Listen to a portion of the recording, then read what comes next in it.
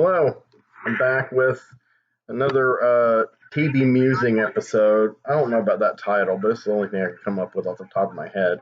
I'm going to be talking about WandaVision again, continuing coverage of that. I've been doing 2 episodes of WandaVision per episode of this show, and uh, so we're on episodes 5 and 6. Episode 6 actually dropped today, Friday, February 12th, and I'm pretty excited.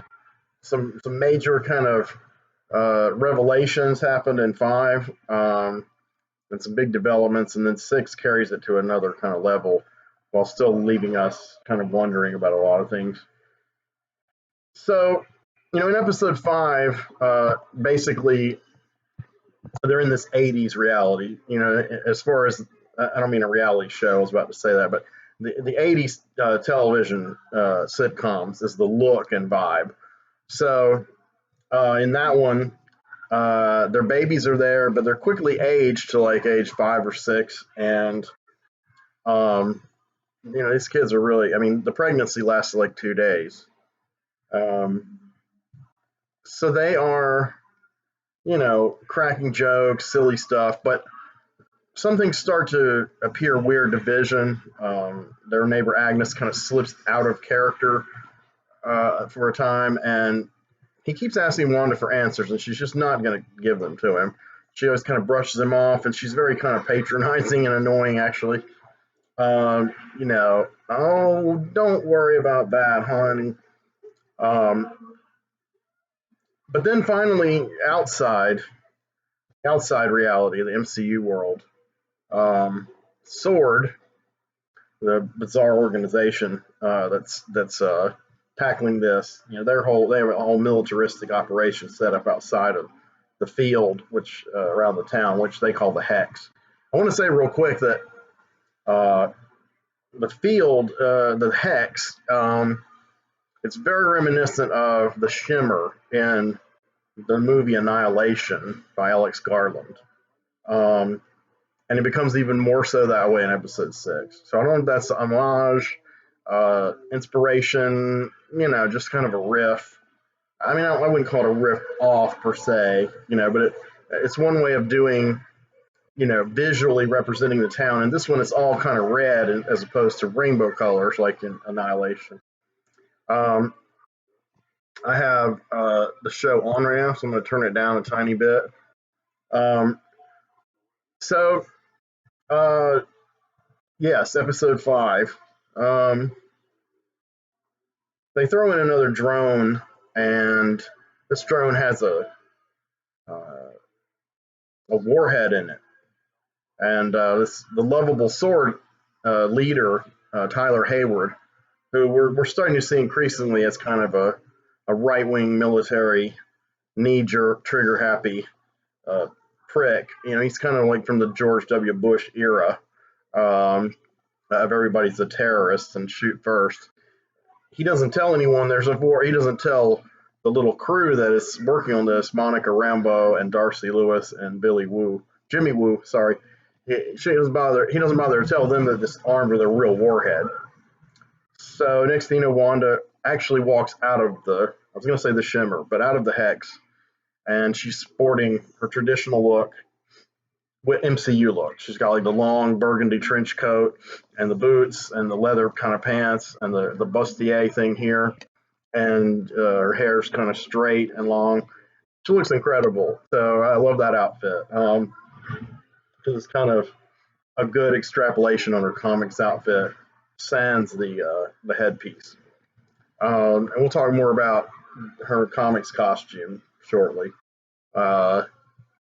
So she basically threatens Sword, and all these guns are drawn against her, and they're all pointing their laser sights at her at once. And that guy's ready to give the order to kill her at any moment. I mean, he's already decided that killing her is what needs to be done.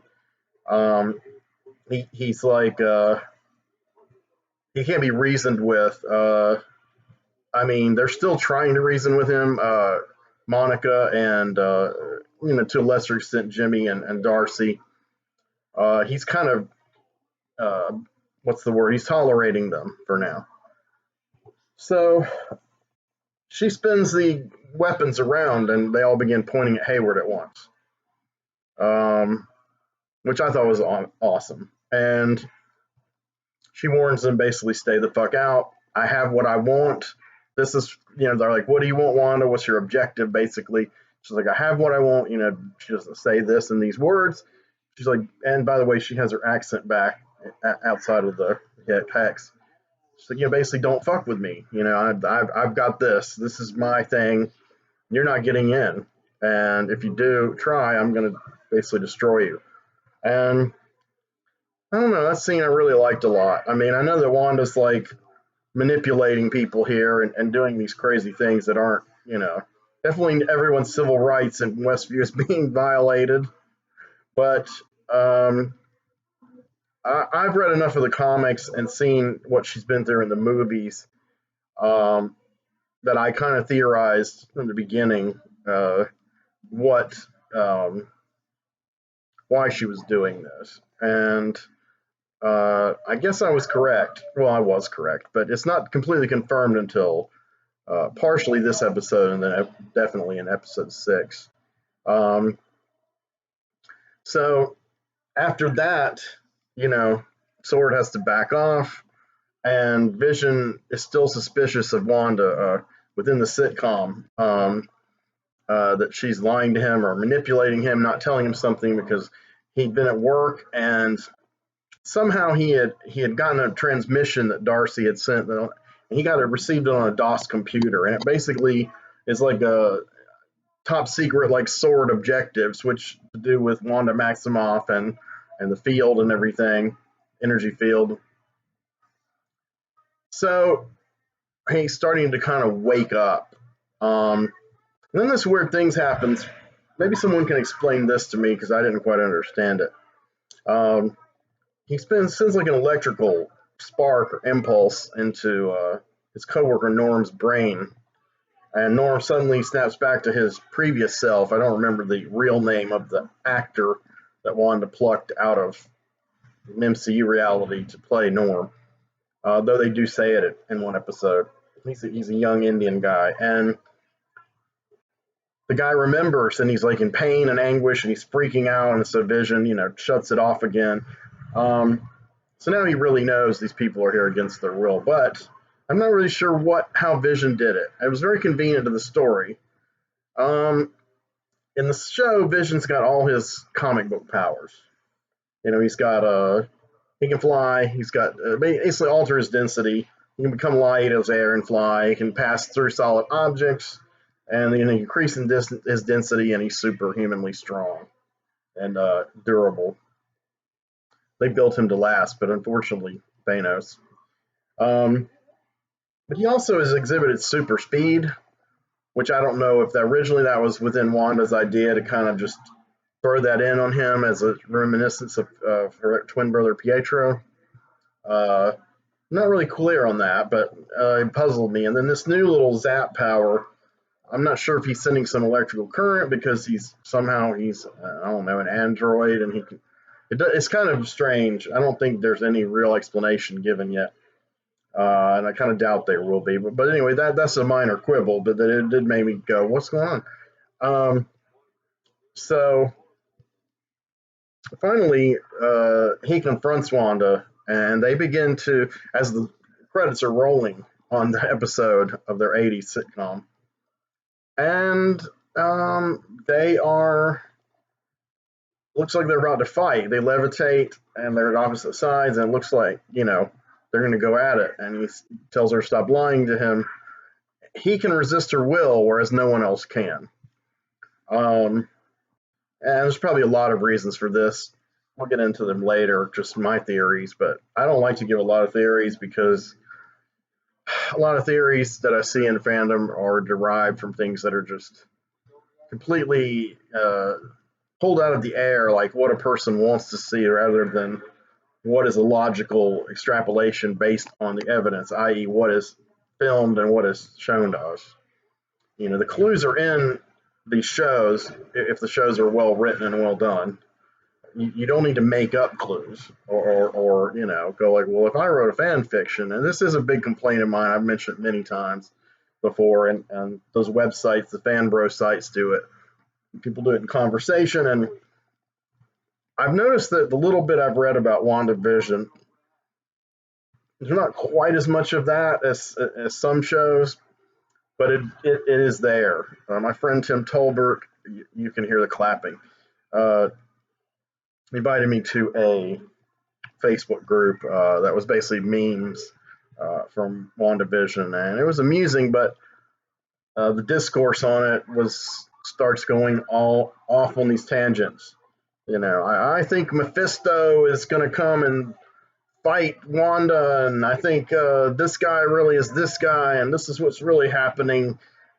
I'm like, how do you have any evidence? You don't have any evidence. You don't have any clues. You don't have any leakage in the media. The only thing people have guessed at significantly uh, is the ending. What happens at the ending of episode 5? Because there was hints in the media. And the hints in media involved an actor from the X-Men franchise who is going to appear in this series. And that's kind of what happens at the end of episode 5. Vision and Wanda are at a stalemate. The doorbell rings, and he's thinking, she's creating another diversion, changing the subject to the sitcom reality. But she doesn't know who it is. I think she does cause it, though. I think it's subconscious, and there's reasons for that we'll get into. So she's telling Vision the truth, kind of, but not.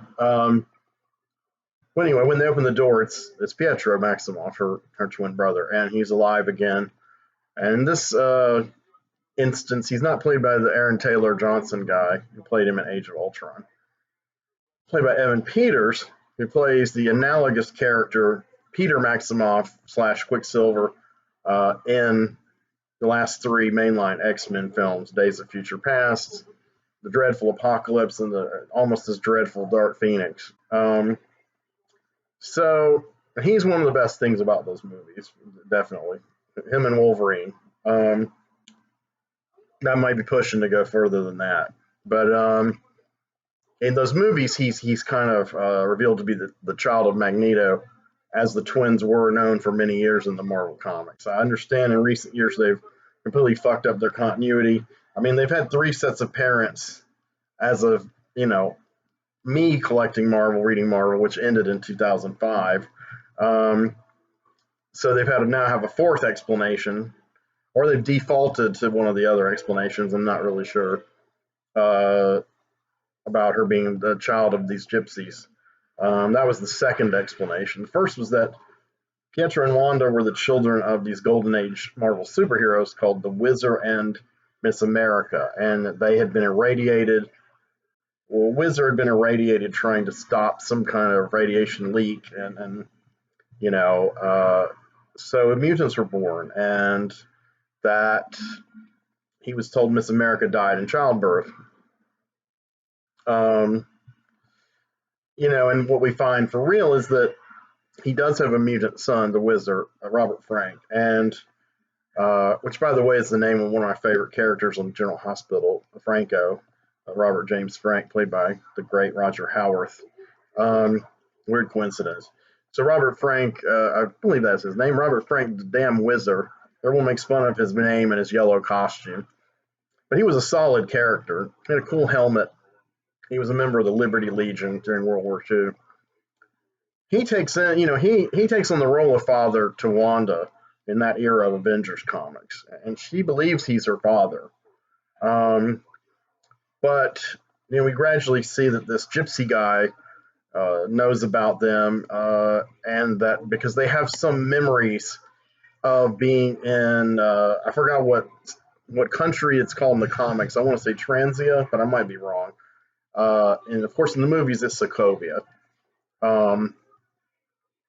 So for a while, Django Maximoff is revealed as their real father, and that's why they become known as Maximoff and keep with that. But then we find out that Magneto and his late wife Magda are the actual parents. I don't know what they've done now. I've heard all different things, but I don't care.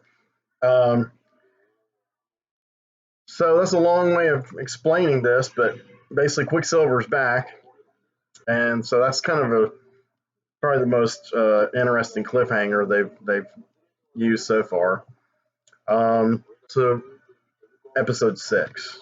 Um, episode six. We're now in a '90s sitcom, so we're in this kind of like Full House. The last one had a little Full House in it, but kind of Full House, Malcolm in the Middle, kind of craziness from the theme song in the beginning, the frenetic, but they imply that Wanda's going to be this frantic, crazy housewife, like in Malcolm in the Middle. But I detest Malcolm in the Middle, and I think that woman is a horrific character.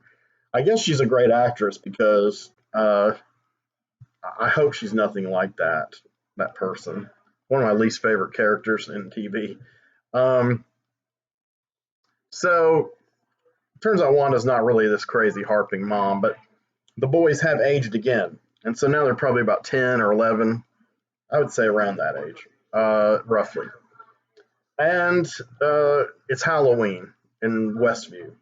So the boy named Tommy, he's already got a costume, and it looks kind of like a little fantasy character, but examining it, it is actually a template for the costume that his character in the comics wears under the pseudonym Wiccan, and his adopted name in the comics was Thomas Shepard, but he was the son Tommy of Vision and Scarlet Witch. That's another thing they retconned twice. Wanda found out her kids didn't exist, went crazy, and then later her kids did exist. So, I'm sure there's some reality bending thing to that I lost out on after, I guess House of M or whatever, the M event, when Wanda said no more mutants, and was like a total villain and changed reality. I didn't like that. Bendis started that crap, and I wasn't a fan of his way of tying together Vision and Scarlet Witch. And of course, Scarlet Witch killed Vision in that story. I mentioned before my reservations about some of these later writers who fucked up these characters. John Byrne was the worst, and Bendis would be the next worst. So basically, somehow after the reality shifting in the comics, because I kind of kept up with Marvel for a few years after 2006, as far as I kind of knew on the periphery what was going on, but I didn't read any of their comics. And somewhere in this, with the series Young Avengers, was actually started in the early 2000s, where there's clues planted about this character. You see, now that we're back to reality, for however they did it, Vision of Scarlet Witch's kids are alive, and they're in their late teens. And of course, that's premature aging, I'm assuming, because Marvel never uses real aging, because they think any character over 25 is just decrepit and unbelievable and stupid, and nobody will relate to them. 30 maybe at the most. And so they make their characters as young as humanly possible, never age them, and move the time scale forward, which makes no sense at all. DC did great with Crisis on Infinite Earths, and they were solid for a number of years until their continuity went haywire again. Marvel has needed a Crisis on Infinite Earths. They needed a reset, and I think they have had one or two in recent years, but it hasn't changed these rules that they abide by, which are silly, really bad writing. And so on the show, Tommy, who's dressed like the little Wiccan character from the comics, he is kind of narrating this sitcom episode, and Quicksilver's crashing with them. He's sleeping on the couch, and he's kind of got the kind of sardonic humor, kind of goofiness of his incarnation of Quicksilver in the X-Men films. He doesn't act like the kind of Quicksilver in Age of Ultron, who was kind of sarcastic, overall kind of had a bland personality. I've liked him better as I've seen Age of Ultron more, but there's still not a lot there. And Evan Peters instantly inhabited that character in the alternate timeline, the Fox X-Men universe. I just imagine someone who isn't into this stuff hearing all this. They wouldn't have no clue what I'm talking about. Some of you guys may already who into it might have no clue what I'm talking about. Um, but anyway, so Quicksilver's bumming around the house. The two kids are there. They've been aged.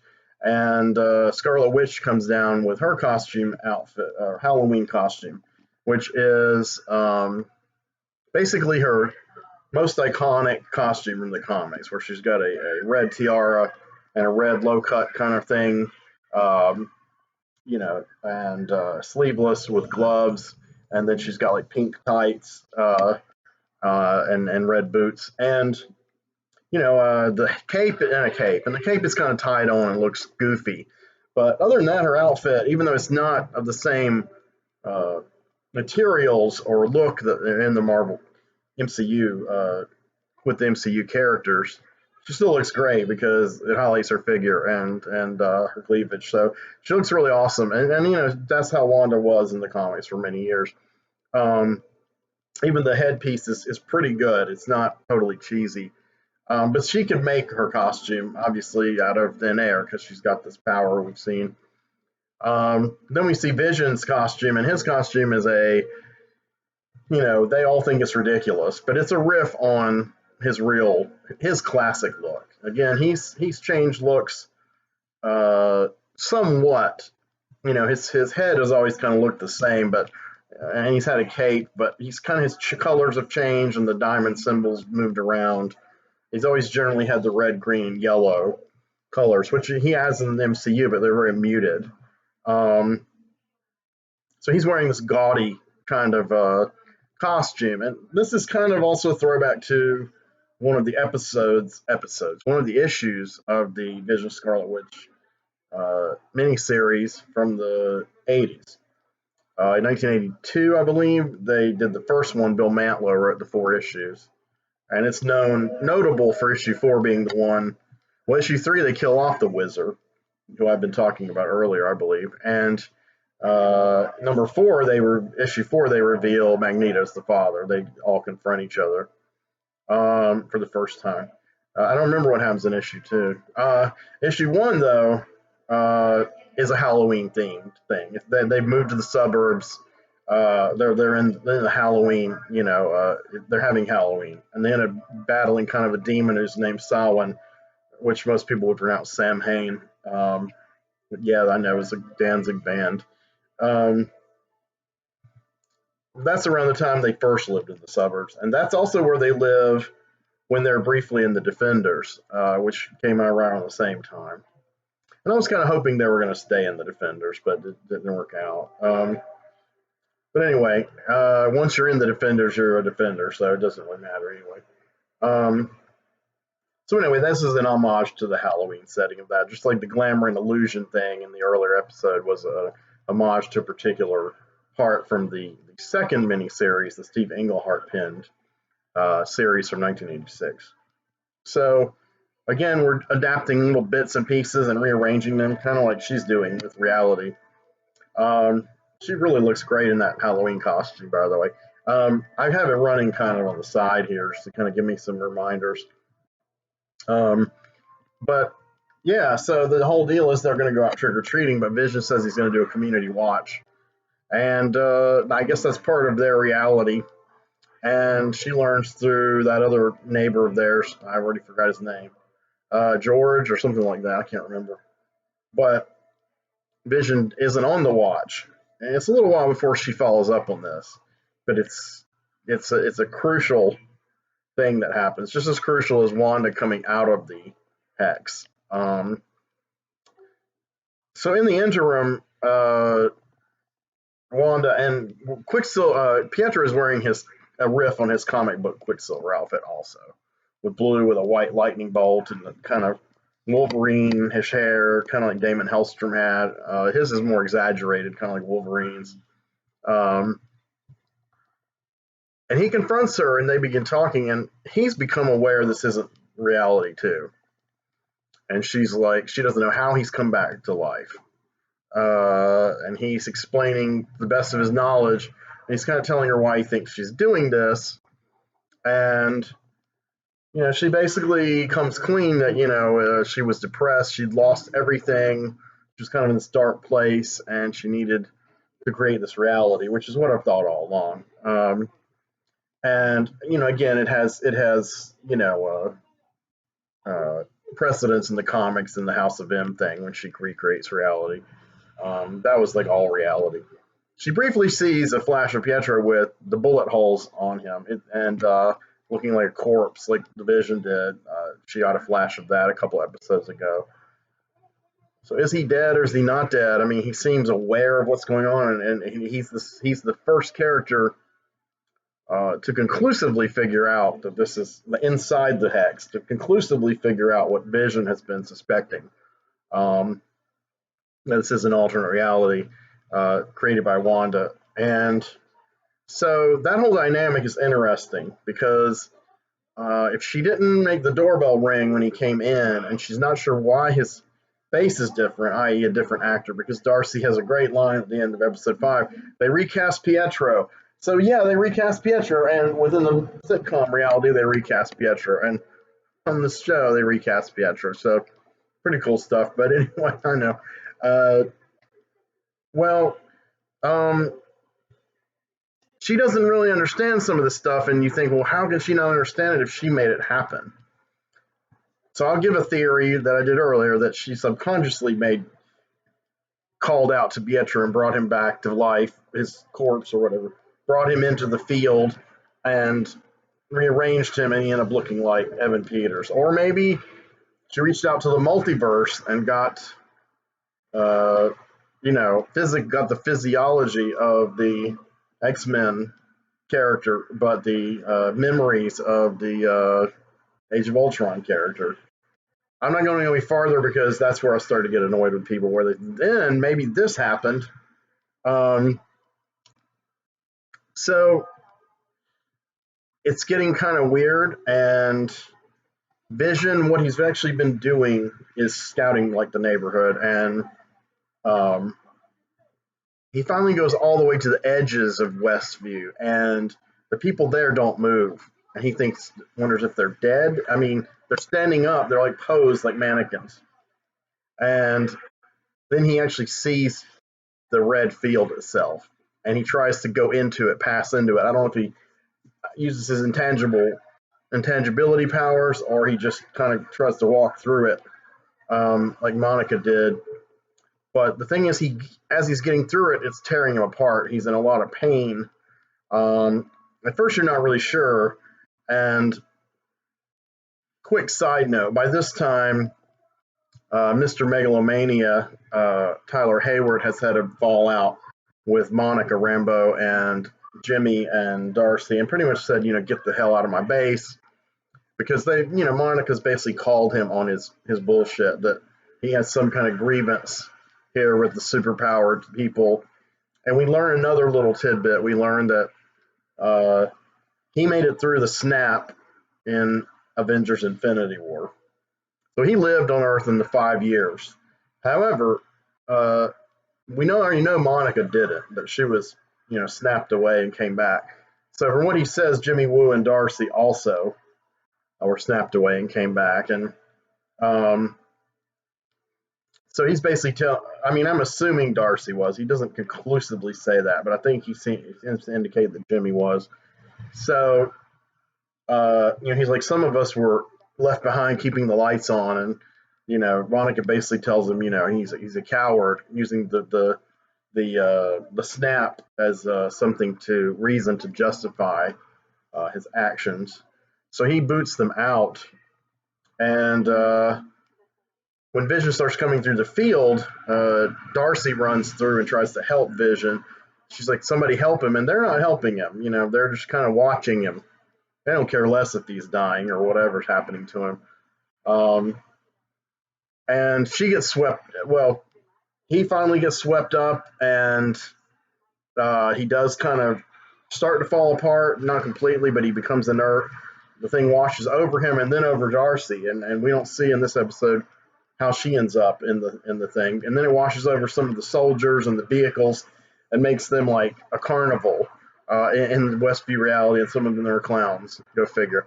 Um, so the brave and strong Hayward like runs like a motherfucker, and they get away in one of the vans, and also luckily Monica and Jimmy get away in another one. The reason this thing is expanding is because she learns Vision is in trouble. And she wants to retrieve him, and you know, that's she then just radiates her power, and it radiates outward to where the hex, the shimmer, whatever, is expanding. So it reminded me of the shimmer a lot in this episode because that was the premise of Annihilation, is that it could expand and consume the whole Earth. It's eating the things up, and as it goes forward, it's changing their molecular structure. And they tell Monica in this episode that her 2 trips into the hex have made her DNA's been rearranged. So I have a theory. Maybe she'll have superpowers from this and become more like her comic book counterpart. Anyway, so Anna has made this happen, and when it kind of ends, Vision is laying there, and he's whole again. He looks like his real self. So that was kind of her way of saving him and saving the reality, and it kind of like encroached on our reality, or the MCU reality. So that's kind of where we're left, with this thing where Wanda's peace is threatened again, and she's got to use even more power.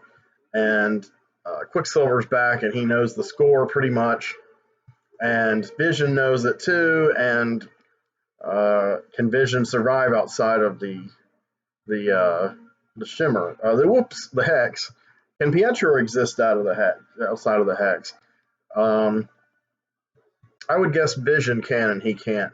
But I'm not sure. Well, one thing we see in episode 5, before she comes out of the field and confronts the soldiers, is they show Hayward shows Monica and company this CC whatever TV footage, and it's Wanda marching in, unarmed, just her power, marching into this facility where they say Vision's corpse was kept, and he's kind of disassembled on different tables, and that's also a hark back to the comics. It's right from the panel of the ghastly comic where John Byrne has him captured and completely disassembled, and where they reveal he's not who he thinks he is, and then when he comes back, he basically has no memory of Wanda, and their marriage is over, and that status quo lasts for a long time. I hated that. So, but anyway, it's kind of like that. So I always feel weird when I see that panel, and I felt weird the way they showed it on TV. It's not like human gore or simulated gore, but it's still like this guy, and then they're reducing him to his basic parts and like dehumanizing when you've been spending this time with him, getting humanized, being an android, and so she takes his body, all the parts, and they comment that Vision had a living will, and that he didn't want any of his mechanisms to be used as a weapon. Of course, Hayward sees that that's what Wanda's using him for. Personally, I think that's full of it. He's not using her.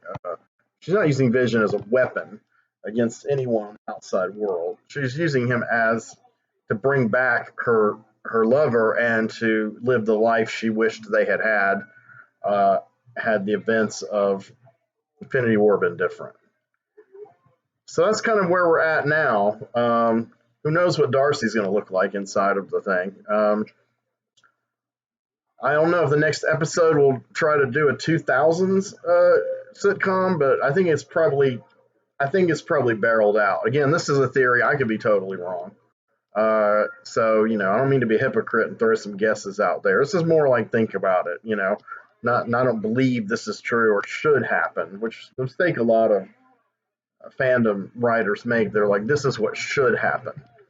And it's like, well, okay, that's your opinion. And I used to feel that way years ago and about this kind of stuff. And then I realized this is all out of my control. These are corporate owned characters, and I can't, make my wishes come true. As much as I feel I know the characters and they would do this because that's in their character, I've been proven wrong time and time again. So I never say this should happen because that's their story. Let them tell it, even if it's told badly. Now, this story is told well, and it's drawing on stories that were told well and told poorly, but it's making them all work towards a certain effect. And it's definitely brilliantly captured the essence of these two, to me, iconic characters. To me, they were iconic characters long before they were adapted to movies. And I kind of made that, I think I kind of made that clear in my first installment on the series. So that's where we're at. Who knows what's going to happen? I wanted to thank Tim Tolbert because he watched it early in the morning like me. I stayed up late. Uh, Usually it drops at 3 a.m. EST, which means it's premiering on Friday, but it has to be Friday in California. So that's midnight in California, 3 here. And I want to thank Bree, who I've thanked before, for helping keep me up until I could watch it, and being interested in my views on it and just being herself. So that's kind of where we're at. I'm going to go ahead and take off, and I've got some cool ideas for some Criterion reviews, and I do have another kind of politically oriented, kind of state of the world video in mind. I've kind of sketched it out, and it's gonna be a little more, maybe more composed than the last two, but still just kind of how I feel about things and news that I've learned, and why I think things are messed up. But I'm glad that something like WandaVision exists right now to show us a mirror into another world, where maybe things are fucked up too, but not in such a horrible way. So take care, everybody, and I'll see you soon.